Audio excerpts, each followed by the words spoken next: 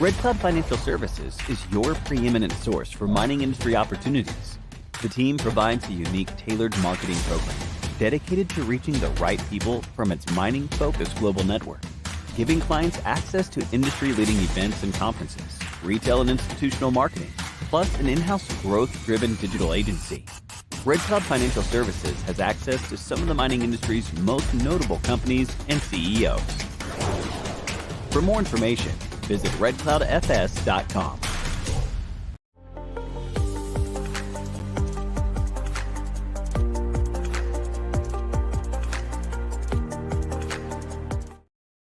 Good morning, everyone. It's been a little while. Welcome back to Digging Deeper, presented with Red Cloud. And Red Cloud has given us a great guest today as well. So we're going to be speaking with Power Nickel. Now, this company has a number of projects, not only in Chile and some NSRs in Chile. I think really what we want to focus in on is its copper, gold, nickel project and focus in Nisk, which is in Quebec. And we're going to be joined by the CEO, Terry Lynch. But we're also lucky to have on Duncan Roy, who's the VP of Investor Relations. So we'll get to chat a little bit about what drew him to this project. And whenever we get Terry, we'll have him on as well. There we go. Hello, everyone. How are you today? All is well, Duncan. So glad to have you here. I'm assuming that the Nisk project, this is the key focus we want to focus on. It's in Quebec. I mean, Quebec is just... they're so ahead on this battery energy kind of story, commitment, clean energy, ESG, you name it. What a great province to be in. That's really, I think, in some ways, really leading the charge to some degree. Well, I mean, our simple thought or statement on that is that we believe that Quebec is the place to do mining in the world. When you take a look at what we're focusing on with the nickel side and the relation with battery metals, well, nothing comes close. You know, you've got the federal and provincial governments giving a substantial push on this stuff, making it really advantageous. I mean, not only does Quebec have a whole bunch of attractive deals, you know, with flow-through financing, which is something we've taken advantage of in the last couple of rounds, but they came out, you know, just a number of months ago with a deal where between the provincial and federal governments, they'll pay 55% in tax credits on the construction of a mine. So we look at our property. We expect this to be a producing mine, and we think that we can build a substantial facility for about $400 million, including battery rehabilitation aspects, and geez, like $200 million is going to come from these governments. So that has a huge impact, and honestly, it changes the metrics in such a fashion that we look at this and say, hey, listen, the traditional, you know, junior mining company goes out, they find some nice rocks, and they have to sell it to a major down the road, because they just, you know, don't have the ability to do anything with it. Yeah, we are in an entirely different position because of this government structure and such, and the decision changes to, we've got the goods, let's mine it. So that's our mindset, and that's our business plan, and off we go there. And it really opens up too. I mean, we've seen you know, direct, like Stellantis coming into deals. You know, Ford going into deals, you know, for 90 million, 150 million, this type of thing, to even get somewhere towards a mine. It really changes, like you said, that model of, if we have something and its scale, the end user very well might likely just come in to go, we'll take care of half of this for, you know, a locked in amount of nickel, lithium, whatever they need for their components. And that really changes it from that traditional of finding the niche family office and fund that's willing to fund, you know, a 500 million, 250 million, $1 billion mining project over 17, 20, 30 years, where that's very specific kind of that's a very old world model, right? Yeah, and Andrew, you're bang on that. Like, and we see it in our interactions. So very different model, and I can tell you we've had substantial interest from industry. Terry's been over in Korea. He's had fantastic reception from the Korean guys, amongst others.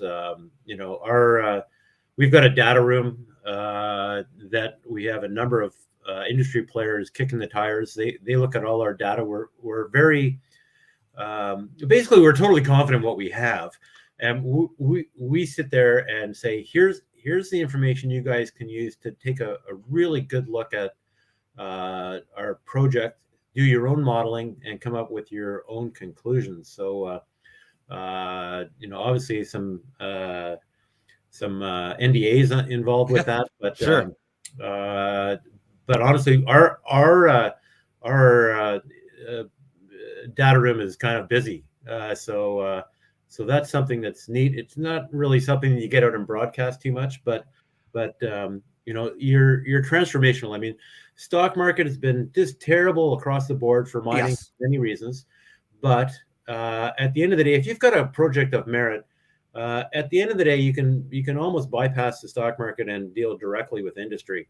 And we've got CVMR in, who are a substantial $1 billion plus revenue company. They're doing work on the project and have been for a number of months.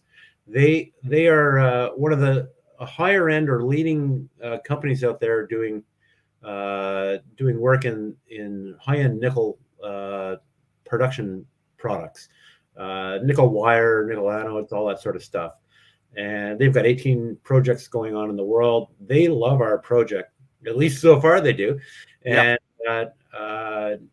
they look and say, we're going to finish our work. The data will be out Q1, Q2 next year from them finishing up their work, and they think this is going to go into production. So it's a whole different game for us. Like, it's the end users coming on board. So who knows if Ford shows up or Stellantis or what have you, but industry is there, and at some point the stock market players recognize that that's going on, and we'll see a substantial revision in our valuations there. Here's Terry. Here's Terry Lynch, who's the CEO. And you made a lot of great points there, is that we're sitting in a market where a lot of money's sitting in cash on the sidelines. But I mean, I can't tell anyone to buy or not buy things, but I'm like, listen, we can see headline news in mainstream news of this is happening finally. And all these miners are getting beaten up. And even if they come through with an MOU or with this, with that, or with great numbers, is that this is an opportunity for a lot of people, if you've got a little bit of patience, to just slowly be picking away and picking up different stocks in these critical battery metals specifically. And that's a lot of different metals, as we all know. There's, they're copper, especially nickel, because of the whole issue still with Russia. They are such a major nickel producer. But enough of me talking. Terry, what attracted you to this project? We've been yapping a little bit ahead of time here, but we'll get your sense from especially Nisk, what you're seeing there. Yeah, apologies for being a little late. Just I couldn't get off the call. No, it happens. It's no problem. But I mean, Nisk. What was attractive was, when we looked at it 3 years ago, we were bullish towards nickel. Obviously, didn't necessarily see the explosion coming the way we did. Otherwise, we would have bought the futures and be retired now. but we certainly were bullish towards nickel, and it was just a very underexplored project. You were pretty much 30% of the way there to being a mine. Like, I think 10 million tons is sort of the magic number. 100,000 contained tons of nickel is sort of where you got to be commercial. So it's pretty rare that you can get a shot at picking up a project that's 30% of the way to being commercial, and done so with very little drilling. I mean, we did a comparable between Nisk and we looked at Palladium One, and we looked at Talon Metals, and both interesting projects, and we basically looked at how much drilling they did and how much resource they found per meter drilled, and we did and then we said, okay, and we used the Talon PEA numbers and said, okay, that's the value in the ground. So what's the value per meter drilled? It's sort of a makeshift statistic, if you would, but it's a good rule of thumb. And Talon was around 45, Palladium was around 65, I think, and we were around 90. So it showed that it was very productive. So we thought, okay, probably productive, probably because there hasn't been a lot of drilling done you got lucky in the first round, but nonetheless, you'd rather be productive than not productive. So and then when we stepped out, and we were just, I would say we knocked the ball out of the park on the drilling side. I mean, there's just no way around it. I mean, we have probably hit on 60% of our holes. I mean, that's unbelievable. That's like hitting 700 in baseball, not 400. Yeah, it's not a sustainable number, but I mean, it shows you a bit of two things. One, nickel is different than gold. This is our first nickel project and first major base metals project, and so the tool shed for base metals projects is quite different than gold and precious metals. And so I would say there's substantially better tools out there to identify when you actually have a discovery, how to grow it.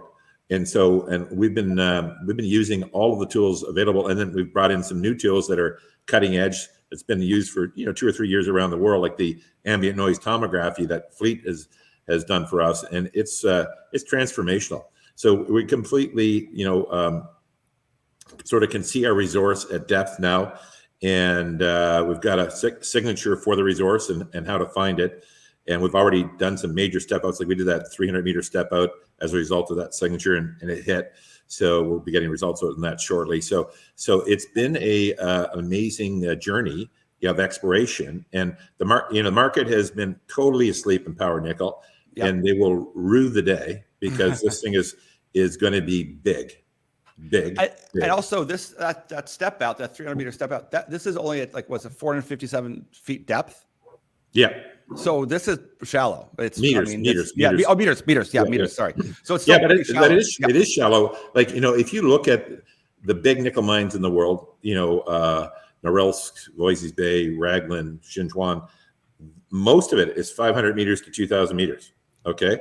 So to get a deposit working like we're working from 500 meters to surface is very, very unusual and spectacular for us, because obviously much better economics closer to surface. Yeah. And it's sort of like, hey, we can get this thing commercial, economic, and not a small one, like at with our surface results. And there's probably a lot more deep. I was in London at the Northern Miner show maybe 3 weeks ago or so, and we made a presentation. I was just before the keynote. And I, because obviously the market is sleepy. Everyone's in a coma. So my pitch was the best nickel deal on the planet, period.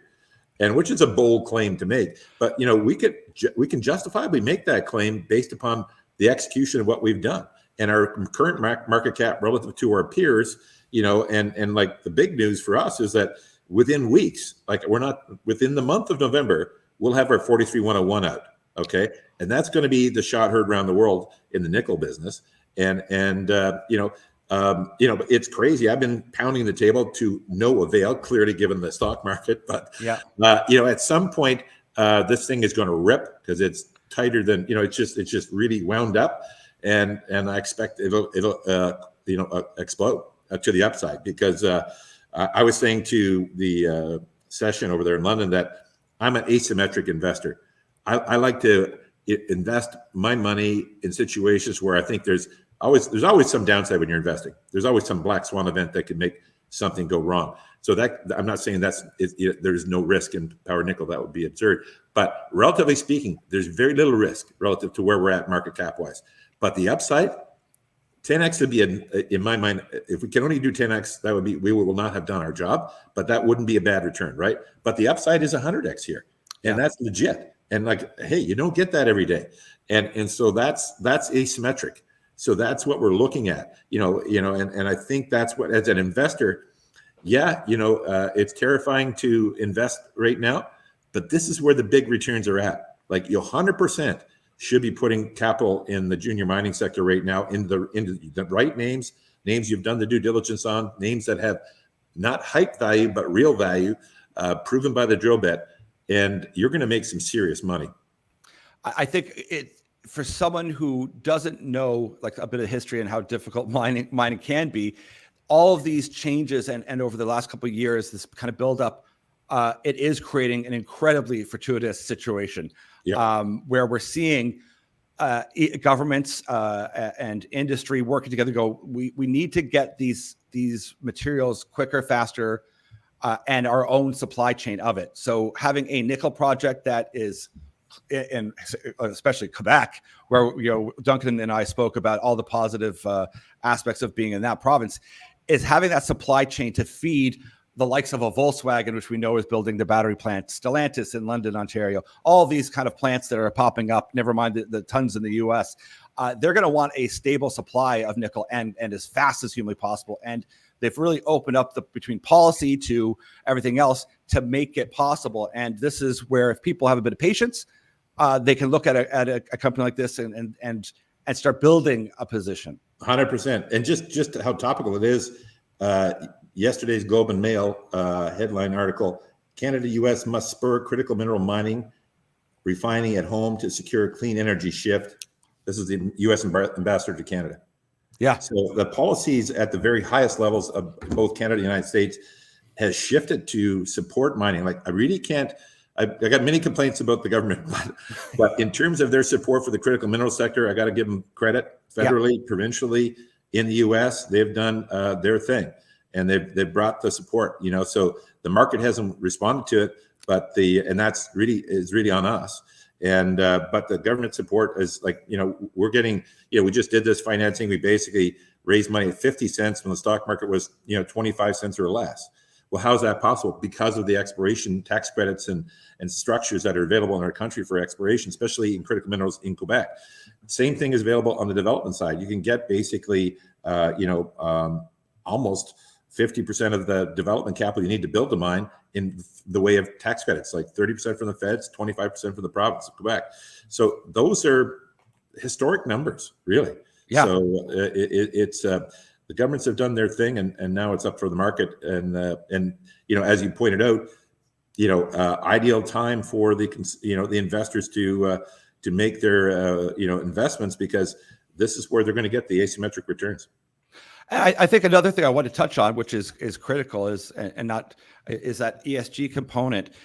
Is that in particular, like, this mine can be carbon neutral. So so that maybe, because that can hold people back. I mean, I know a lot of times I look at what we try to do is educate people, get them kind of warmed up to the idea of, if you want this future, this is what it looks like. Yeah. This is a big game changer to say someone, listen, this is a carbon neutral mine, and that might be the further push to go, ooh, I'm interested. Yeah, for sure. So I mean, basically what our view is there is that obviously when you're in Quebec, you're going to benefit from being able to work with Hydro-Quebec and the great green power that they have. So they're literally the substation is across the road from us. So excellent. It doesn't get any closer. So the nature of our deposit is it's an ultramafic deposit, and so the ultramafic rock, as it happens, has been proven scientifically beyond doubt now that it actually naturally sequesters CO2. So when we put this on our dry stack, it will naturally sequester CO2. So that's helpful. So we had some natural attributes that make it very possible to make this as carbon neutral. So we had the hydropower, we had the ultramafic, and then like working with people like CVMR, there's 3 ways to process nickel: smelting, hydrometallurgy, and chemical metal vapor process. The last one is what CVMR specializes in, the group that's doing the feasibility study on Nisk at this very second. And that process is the most environmentally friendly. No effluent, either air or water. So then we'll build into our facility a recycling facility right off the get-go. So it'll cost maybe an extra 10 or 15, 20 million max, as opposed to building a standalone recycling facility, which might be 150. So we'll integrate that into the whole process. And this will really transform, Power Nickel from a mining company to really a refining company, which is where the real money is in nickel. And that's the other point I made in London. I'm saying, hey, we are killing it explorationally. We're going to have a very big discovery here, a very big mine, in my view. Okay, but soon to be supported by our 43101 and by the fleet advancements. And then we're going to be able to make that into a refined product. And I think that's where the real excitement is, because refined products get 2.5 to 3 times the revenue at virtually the same cost. And a lot less, carbon cost, because you're not shipping the concentrate. You actually lose a lot of nickel in the concentrate approach. I mean, we'll still have that as a fallback position. And if, Vale or Glencore or BHP says, hey, here's $2 billion, go away. I mean, we'll have to look at it. But Sure. I mean, the point is, we we're going to have, and this is historic really for junior miners to have the ability to go to production. Yeah. Not making concentrate, but to actually make powders and nanopowders and wires and anodes and precursors. Wow. I mean, that's really something. And that's why we entered the deal with CV America, because it thought it really brought us to a different stage. And again, that hasn't dropped in the investment community yet, but it will.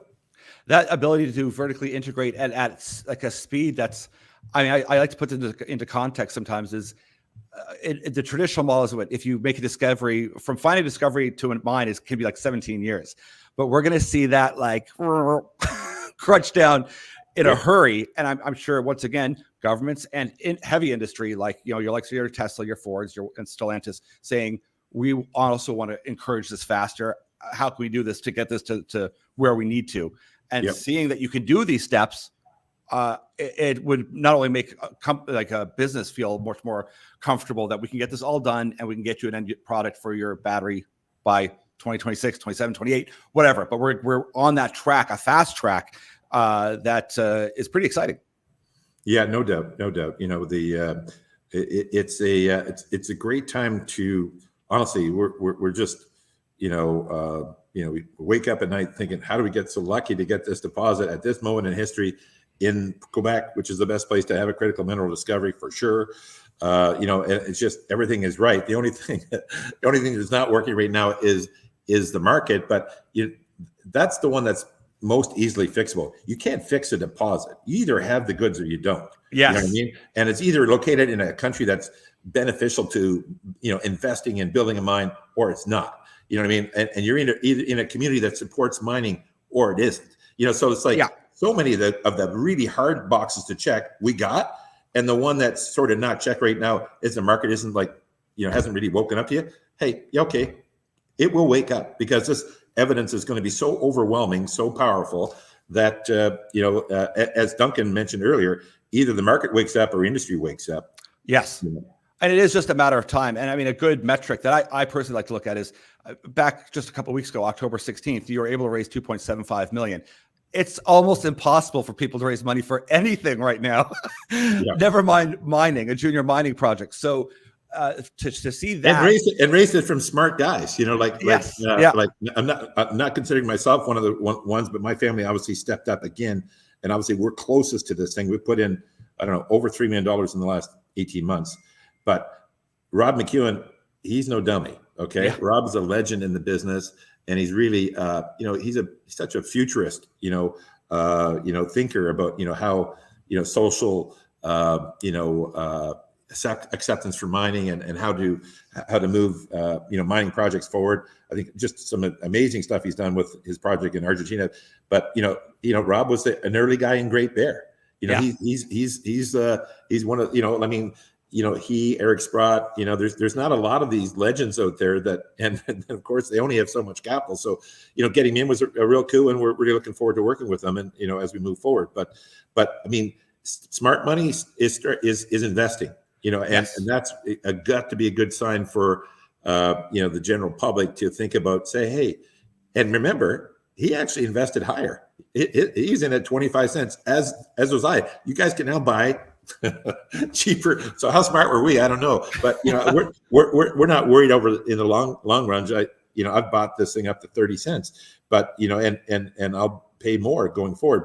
But yeah, I mean, this thing is going to be robust, and we're thinking that it's at some point I think the 43-101 will be the flashpoint, but it's coming very soon. So are you thinking soon, as in like before Christmas, or soon as in November? Okay. Yeah. So this month. Excellent. Yeah. Well, listen, Terry, this was a real pleasure to speak with you, and Duncan. It was great to speak with him. We're definitely going to keep this on our radar, because there's not a lot of nickel projects out there and that are exciting. And, people kind of forget that it's such a critical metal for the whole battery energy story. And we didn't even touch on other projects you have in NSRs and whatnot, but just this Nisk alone is something for people to keep an eye on. 100%. Yep. You won't go wrong with Power Nickel right now. So I'll look forward to seeing you on the shareholder registry soon. Yes, excellent. Well, thanks so much, Terry. Have a great day. Cheers. Thanks again. Bye.